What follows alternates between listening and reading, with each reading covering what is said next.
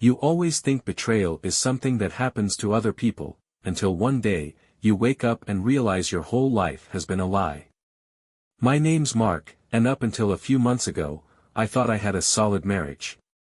My wife, Lisa, and I had been together for 22 years.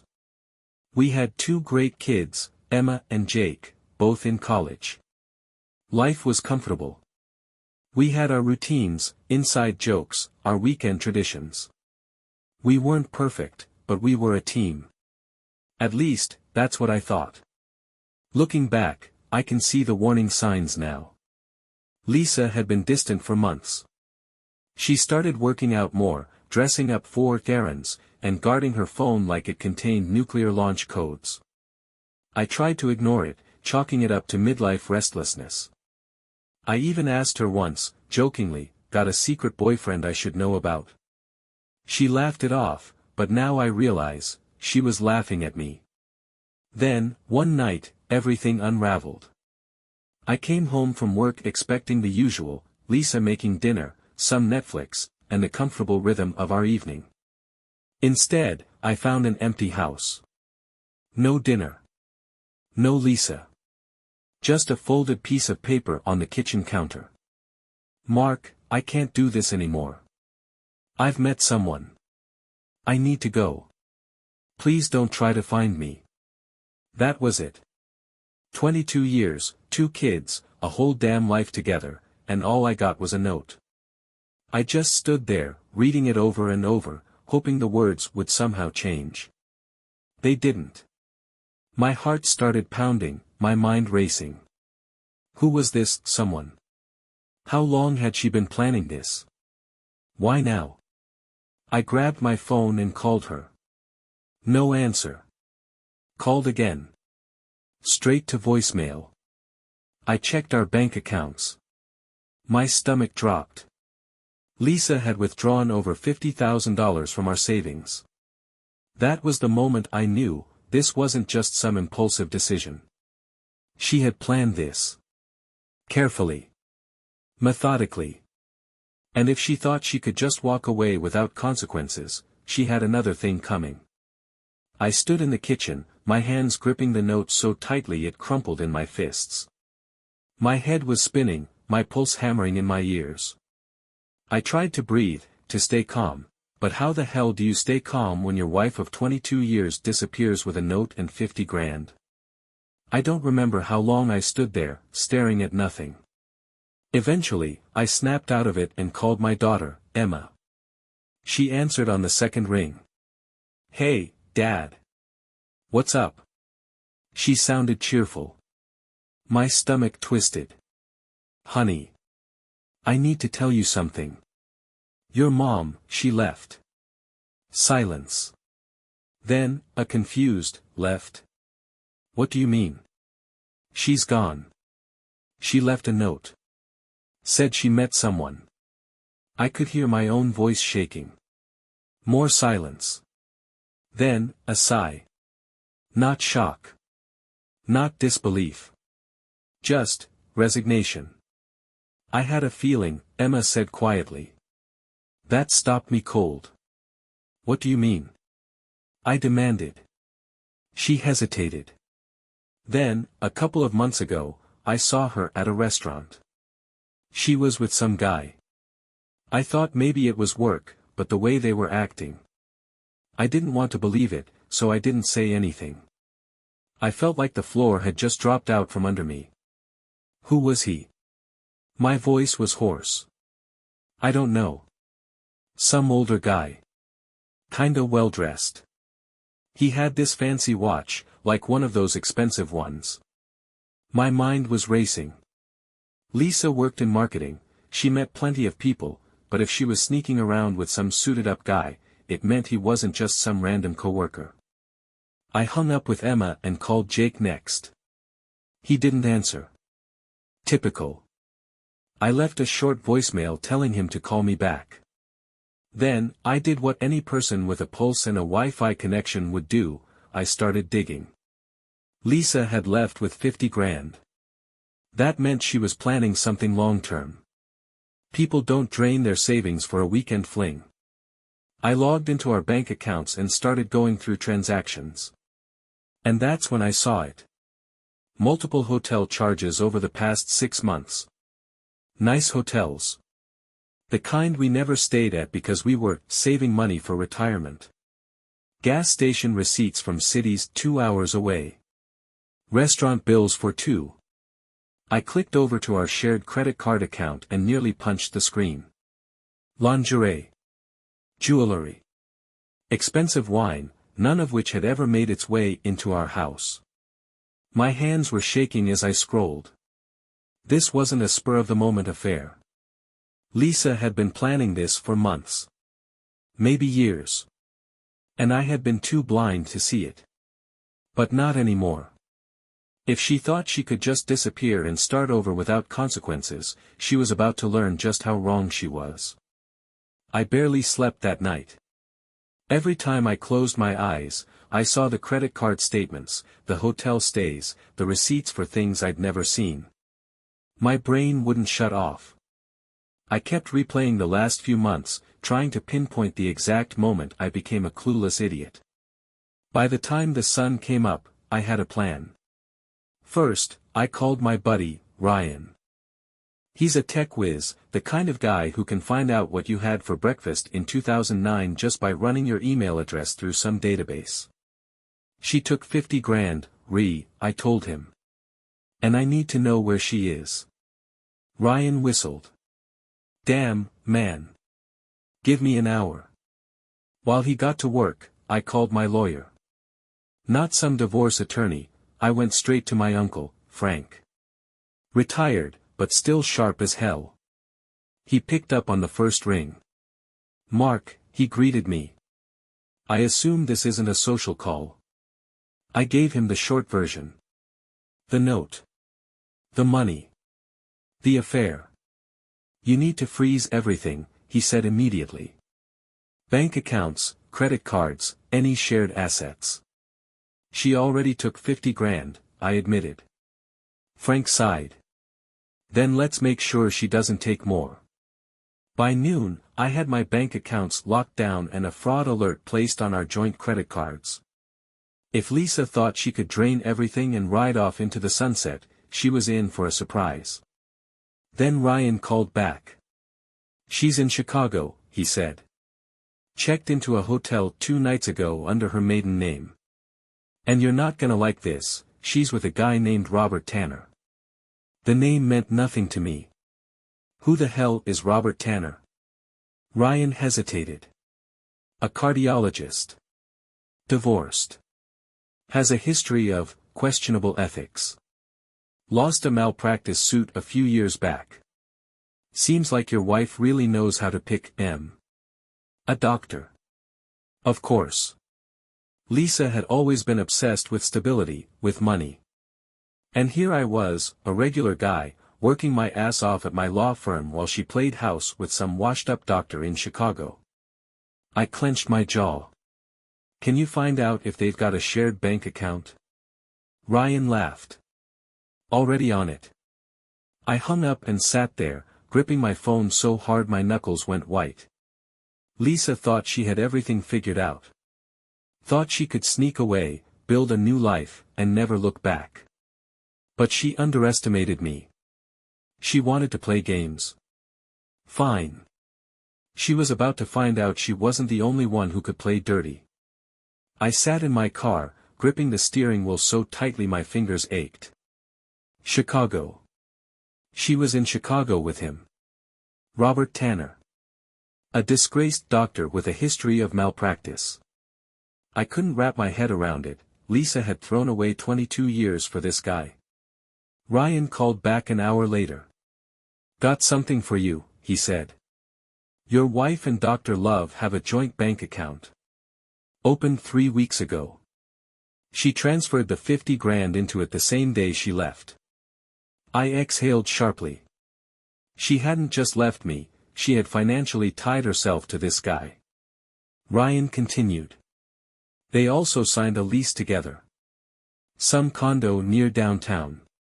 I could barely hear him over the blood pounding in my ears. She hadn't even filed for divorce yet, and she was already setting up house. "She's all in," Ryan said, as if reading my thoughts. "Whatever she thinks she has with this guy, she's betting everything on it." I should have been furious. And I was. But beneath the anger, there was something else, determination. If Lisa thought she could just erase me, drain our accounts, and start fresh without consequences, she had another thing coming. I called my uncle, Frank, again. "She moved the money into a joint account with this guy," I told him. "And they signed a lease." Frank let out a low whistle. "That's good news." "Good news?" I nearly choked. "She's making it easy for us," he explained. "She's commingling marital assets with her new boyfriend before the divorce is even filed. A judge isn't going to like that. So what do I do? First, we file for divorce immediately. We'll also request an injunction to freeze that account.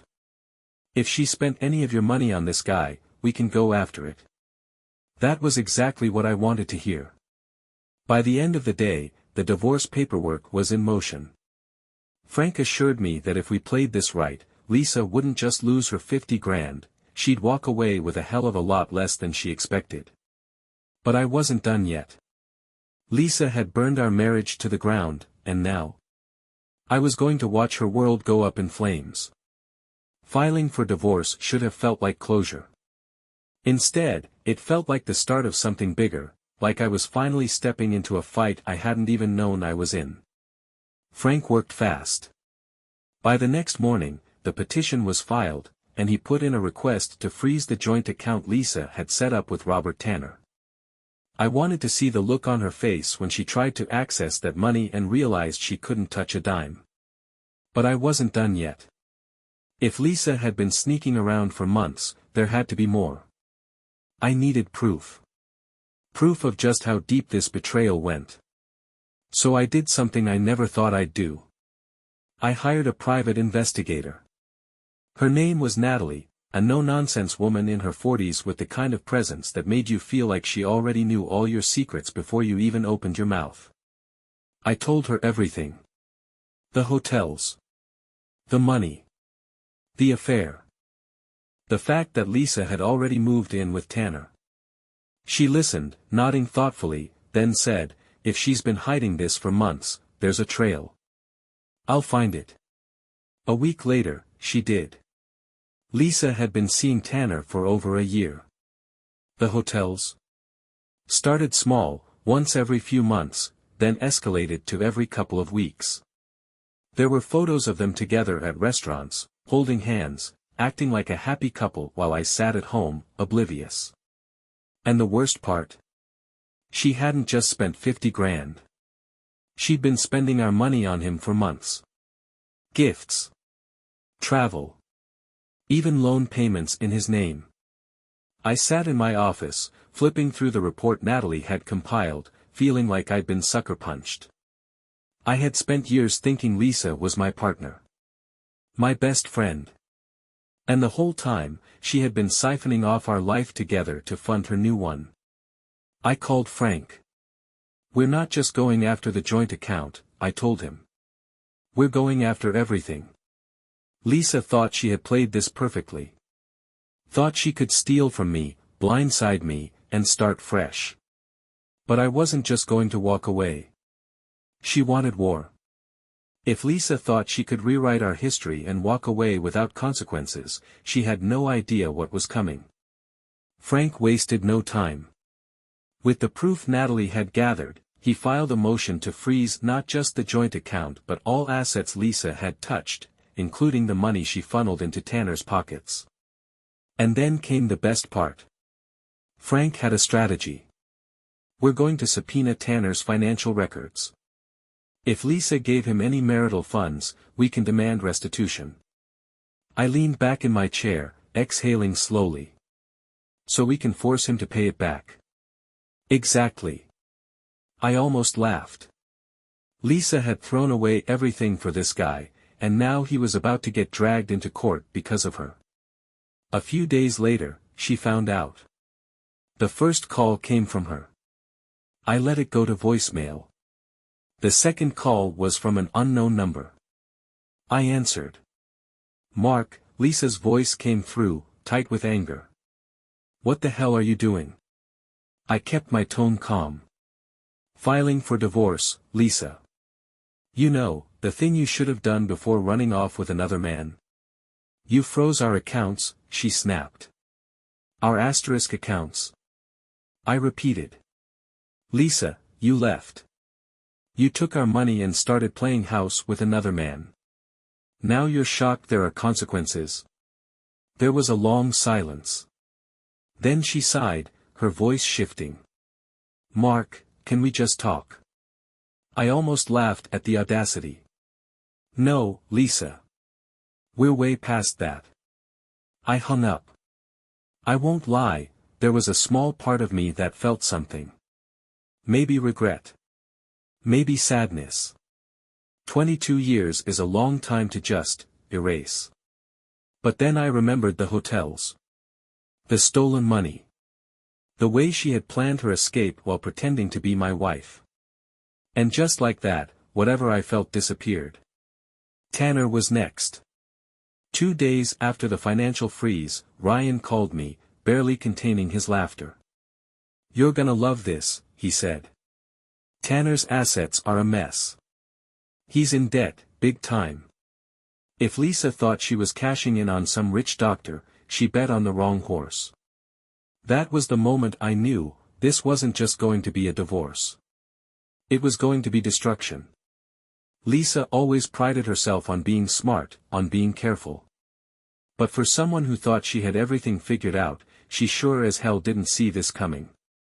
2 days after our last conversation, she showed up at my office. I hadn't seen her in weeks, and for a moment, I barely recognized her. She looked worn down. Good. I didn't invite her in. I stood in the doorway, arms crossed. "What do you want, Lisa?" She exhaled sharply, rubbing her forehead. "We need to talk." I raised an eyebrow. "Pretty sure that's what I said before you left. And yet, here we are." She shot me a glare but forced herself to stay calm. "Mark, this isn't necessary. Freezing my accounts. Going after Tanner. Do you really have to be so? So what? So thorough?" I cut in. "Lisa, you didn't just cheat. You stole from me. And now you're upset because I'm making you deal with the consequences." She shook her head, her voice dipping into that exasperated, condescending tone she used when she thought I was being unreasonable. "I didn't steal from you. I took what was mine." I laughed. "Yours? You weren't the one working late nights to build our life, Lisa. You weren't the one sacrificing for the kids. You weren't the one keeping this family together while you were sneaking off to hotels with him." Her jaw tightened, but she had no comeback. "By the way," I continued, enjoying how she started to shift uncomfortably, "Tanner's in trouble. You really thought you were upgrading? Because from where I'm standing, it looks like you hitched yourself to a sinking ship." Her face paled. "What do you mean?" I leaned against the doorframe. "His debt, Lisa. His malpractice history. His financial records are under review now because of you." I smirked. "Did you even know he was broke when you ran off with him?" She didn't answer. "And that told me everything." I shook my head. "You thought you were trading up, didn't you? Thought you'd leave me behind and start fresh with some wealthy doctor." I let out a cold laugh. "Well, I hope you're happy, Lisa. Because you own his problems now." For the first time, she looked genuinely panicked. "Good." She opened her mouth like she wanted to say something, but I was done. I stepped back and nodded toward the hallway. "Now, if you'll excuse me, I have work to do. Some of us still believe in earning what we have." And with that, I shut the door in her face. After slamming the door in Lisa's face, I expected her to call, to text, to do something. But she didn't. I guess she finally realized she had no control over the situation anymore. Meanwhile, things were only getting worse for her and Dr. Tanner. Frank called me the next day, and I could hear the amusement in his voice. "You're gonna love this," he said. "Tanner's lawyer just reached out. He's trying to separate himself from Lisa financially." I laughed. "Let me guess, he didn't know about the financial freeze." "Not until his credit card got declined at a restaurant." I couldn't help but smirk. This was better than I could have planned. Tanner had no idea what he'd signed up for. He thought he was getting a fresh start with Lisa, but now he was stuck in a legal mess he never saw coming. And then, 2 days later, Ryan hit me with another bombshell. "You sitting down?" he asked. "Just tell me." "Tanner lost his job." I blinked. "Wait, what?" Ryan chuckled. "Turns out, his hospital did some digging when the subpoena for his financials came through. They didn't like what they found. He was already under review for some past misconduct, and this was the final nail in the coffin. They let him go." I let out a slow breath. Lisa had really bet on the wrong guy. And the best part? This wasn't even over yet. Because while Tanner was busy trying to clean up his own mess, Lisa was about to get hit with something even worse. Frank had just set up the first court date. And when she saw what we were asking for in the divorce settlement, she was going to wish she had never left. Lisa had been avoiding me ever since I shut the door in her face. No texts, no calls. But I knew she wasn't staying silent out of pride, she was scrambling. And she had every reason to be. The day of the first court hearing finally arrived. I walked into that courtroom feeling more confident than I had in months. Lisa was already there, sitting next to her lawyer. She looked different, tired, tense, like the weight of her choices was finally settling in. "Good." She barely glanced at me. But I saw the way her fingers tightened around the edge of the table when she noticed how relaxed I was. Frank sat beside me, calm as ever, as the judge entered. This wasn't the full divorce trial, just the first hearing to go over financial disputes and temporary orders. But it was a big one. Lisa's lawyer started with some nonsense about how she had a right to her share of the assets. Then Frank stood up. "Your Honor, my client isn't disputing a fair division of assets," he said smoothly. "However, we have proof that the respondent," he gestured at Lisa, "transferred marital funds into a joint account with her extramarital partner, Robert Tanner, before divorce proceedings even began." The judge's expression darkened. "How much?" Frank slid a document forward. $50,000. Plus additional expenses over the course of several months, hotel stays, gifts, even covering some of Mr. Tanner's debts. Lisa's lawyer shifted uncomfortably. The judge flipped through the evidence, frowning. "And you're requesting an injunction?" "Yes, Your Honor. We're asking that those funds be returned and that the court considers this when dividing assets. My client should not be responsible for financing his wife's affair." I didn't look at Lisa, but I felt the way she tensed. The judge sighed, rubbing his temples. Then, he spoke the words I had been waiting for. "The court grants the injunction. Mrs. Carter," he turned to Lisa, "you are required to return the funds transferred to Mr. Tanner. Additionally, this will be taken into account in the final division of assets." Lisa's mouth tightened, but she didn't argue. What could she say? She'd been caught red-handed. And just like that, her fresh start with Tanner came crashing down. But I wasn't done yet. Because next, we were going after her share of my assets. And when we were done, she wasn't just going to lose 50 grand, she was going to lose everything.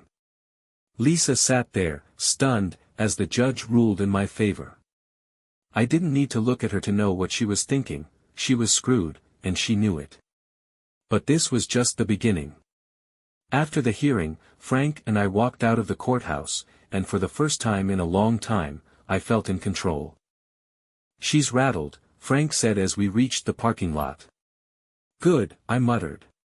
She deserves worse. He gave me a knowing look. We'll get there. And we did. The next phase was dividing all assets. Lisa had assumed she'd walk away with half of everything, but Frank had other plans. She misappropriated marital funds, he explained. Which means she's already at a disadvantage. And since we had a prenup protecting your law firm, she's not touching that either. That was the best part, my business was untouchable. Lisa had convinced me to sign a prenup when we got married, thinking it would protect her because, at the time, she was making more than me. Now, it was my shield. She wasn't entitled to a single cent of my firm. But that wasn't enough for me. I wanted to make sure she walked away with as little as possible. Frank filed a motion arguing that, due to her affair and the financial damage she caused, she should receive a reduced settlement. And with the judge already ruling against her in the previous hearing, the odds were in our favor. Meanwhile, Lisa was still clinging to her fantasy that Tanner would save her. Big mistake. Tanner was drowning in his own mess. With his job gone and his financial records under scrutiny, he wasn't exactly in a position to be her knight in shining armor. And then, a week later, Ryan called me with news that almost made me feel bad for her. Almost. Tanner moved out, he said. I blinked. Wait, what? Yeah, man. He left the condo. Guess he realized Lisa isn't the meal ticket he thought she was. I let out a low laugh. So she gave up everything for him, and now he's gone. Pretty much. Ryan chuckled. She bet on the wrong guy. Damn right, she did. Lisa had set fire to our life thinking she was walking into something better. But all she did was burn down her own future. And soon, when the final divorce ruling came through, she was going to realize just how bad she had screwed herself. Lisa had officially lost Tanner. Ryan confirmed that he had packed up and left their condo, likely realizing that Lisa wasn't the golden ticket he thought she was. I wondered if he even bothered to tell her he was leaving or if he just walked out, the same way she had walked out on me. Poetic justice. But while she was busy watching her new life collapse, I was preparing for the final battle, our divorce settlement. Frank had already done the heavy lifting. Thanks to the financial mismanagement, Lisa was in a terrible position. The judge had already ruled against her once, and we were ready to push for the best possible outcome. The court date was set. In the days leading up to it, I didn't hear from Lisa. No calls. No texts. Nothing. And then, 2 nights before the hearing, my phone rang. Her name lit up on the screen. For a second, I debated ignoring it, but curiosity got the better of me. I answered. What do you want, Lisa? Silence. Then, a deep sigh.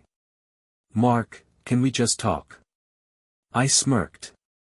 We are talking. No, I mean, in person. I shook my head, already knowing where this was going. Not happening. Please, she pressed.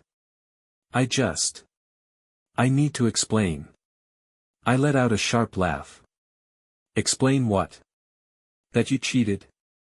Stole from me? Built a whole new life just to have it blow up in your face? Her breath hitched.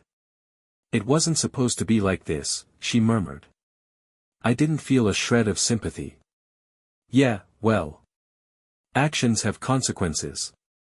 She was quiet for a long time before she finally said, I messed up, Mark. I leaned back, staring at the ceiling. Yeah. You did. I don't know what to do now. I shook my head. That's not my problem anymore, Lisa. You made your bed. Now lie in it. And with that, I hung up. I wasn't interested in her regret. I wasn't interested in closure. All I cared about was making sure she walked away with nothing. And in 2 days, that's exactly what was going to happen. The day of the final divorce hearing arrived, and I walked into that courtroom ready to end this chapter of my life for good. Lisa was already there, sitting next to her lawyer. She looked different. Not the confident, polished woman she had once been. She looked worn down, her shoulders slumped, her eyes darting around like she was hoping for a last-minute miracle. But there weren't going to be any miracles for her today.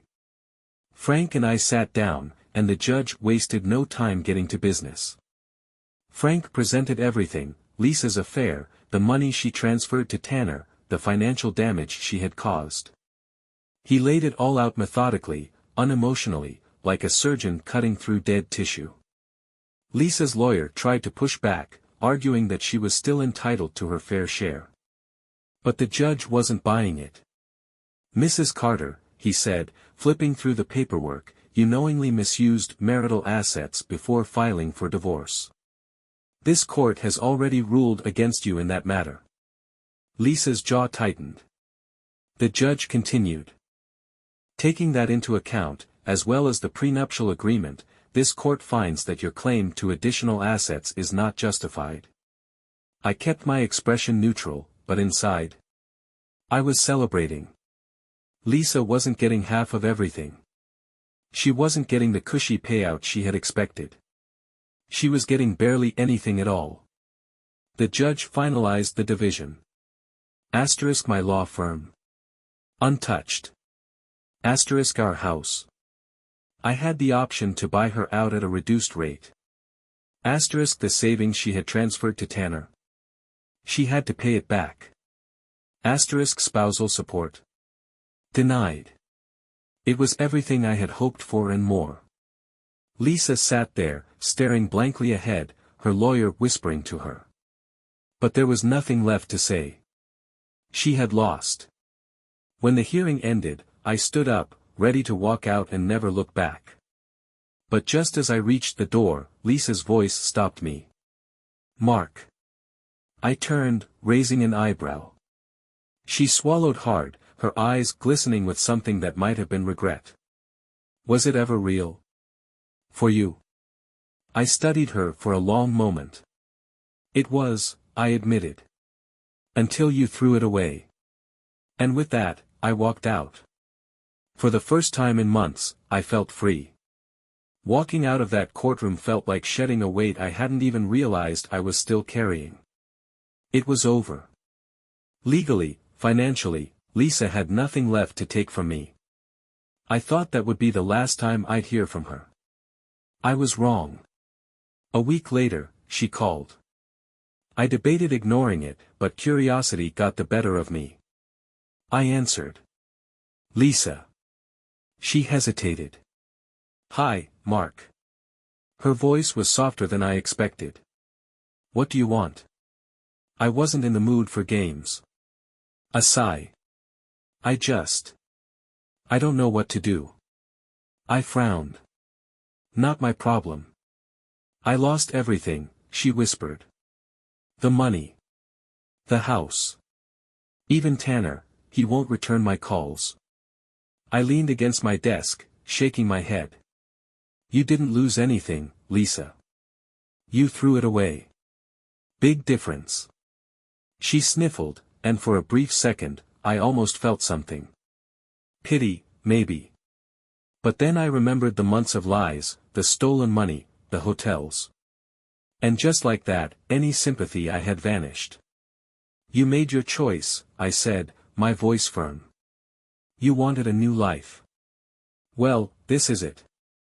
Silence. Then, in a broken voice, she said, "I made a mistake."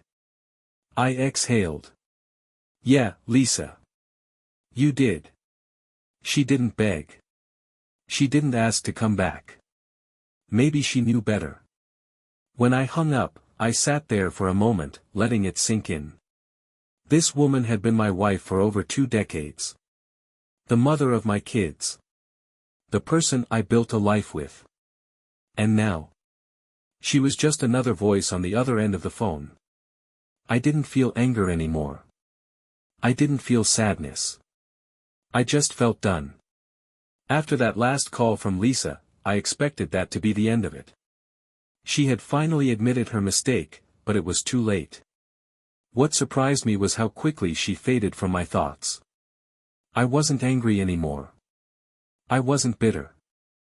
I wasn't even interested in knowing what happened to her next.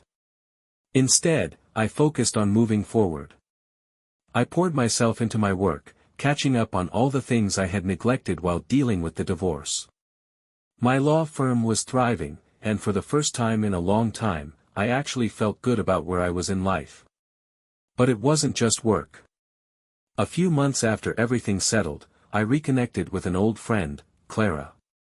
She had known Lisa and me for years, though we were never particularly close. After the divorce, she reached out to check on me, and somehow, what started as casual conversations turned into something more. At first, I was hesitant. The idea of jumping into a relationship after what I had been through felt reckless. But Clara wasn't Lisa. She wasn't sneaky. She wasn't manipulative. She didn't make me question everything I thought I knew.